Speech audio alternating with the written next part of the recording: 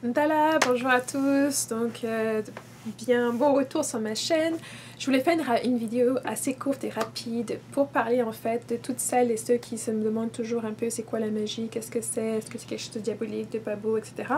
Cette vidéo en fait va vous dire que vous avez déjà été probablement initié à la magie sans même le savoir, spécifiquement la magie des bougies.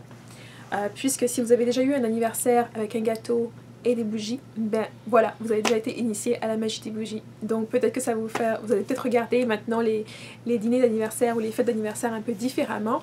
Mais en effet, cela fait partie de ce qu'on appelle la magie, la sorcellerie, tout ce que vous voulez, dans tous les termes, dans le registre que vous voulez.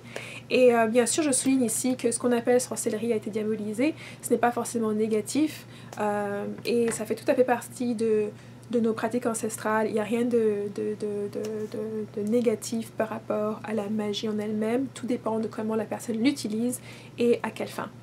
Donc, partons maintenant. Donc, qu'est-ce que c'est que la magie des bougies et comment se fait-il que vous avez peut-être déjà été initié à la magie des bougies? Ben, simplement, quand vous avez un gâteau d'anniversaire, en magie, il y a plusieurs éléments qu'on appelle les éléments de la nature, dont un est le feu et l'autre est l'air. Les deux autres sont l'eau et la terre. Donc, quand il s'agit de la magie des bougies, on parle ici de feu et de l'air. Donc, lorsque vous avez un gâteau, le principe mondain est très simple, on va dire. On prend le gâteau, on met la bougie, on l'allume. L'enfant ou la personne qui c'est l'anniversaire, on dit « Oh, fais un vœu, surtout, ne dis à personne ce que tu veux dans ton vœu. » Une fois que tu l'as fait, tu visualises que tu l'as déjà et que tout va bien et tout, tu souffles la bougie et c'est fait. Et donc, personne ne se demande jamais, chrétien, musulman, personne religieuse ou personne de différentes croyances, d'où est-ce que ça vient, comment est-ce que ça marche, pourquoi est-ce qu'on le fait, mais les gens le font quand même. Pourquoi? Parce qu'il s'agit tout simplement de la magie des bougies et d'une forme de manifestation où justement on met notre désir, on visualise avoir obtenu le désir et puis là pour rajouter un peu le tout, le plus, on envoie notre propre inspiration, notre propre respiration pour éteindre le feu qui représente en lui-même l'idée qu'on a, notre désir, et en l'éteignant en fait le vent que notre respiration va en fait l'envoyer dans l'univers pour qu'il puisse se matérialiser dans notre vie. Et bien sûr, le dernier élément qui n'est pas souvent dit, c'est qu'on doit oublier qu'on l'a fait, on doit laisser maintenant ce désir suivre son cours et se manifester dans notre vie de quelque manière que ce soit. Et les enfants sont beaucoup plus doués à faire cela parce qu'ils ne vont pas se gauger ou se demander s'ils vont obtenir. Généralement, les enfants ils vont croire qu'ils sont aptes à obtenir ce qu'ils demandent, contrairement aux adultes qui peuvent en fait passer leur temps à se contrecarrer, à se demander si ça va marcher, si ça va pas marcher, etc. Donc envoyer des vibrations, ainsi des ondes négatives aux désirs qu'ils viennent d'envoyer. Donc forcément ça va pas se réaliser ou ça va prendre beaucoup plus de temps pour se faire.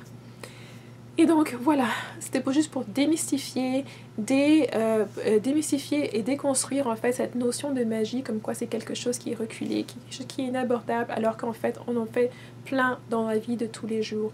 Si vous regardez même la vie dite moderne, mondaine, occidentale, il y a tellement de magie dans toutes ces différentes facettes et activités que je regarderai à deux fois avant de forcément dire que vous n'êtes pas nécessairement déjà initié. Comme je viens de vous le montrer par la magie des bougies, vous avez déjà été tous initiés, du moins une grande partie d'entre vous, à célébrer des anniversaires en étant adeptes à cette forme de magie-là.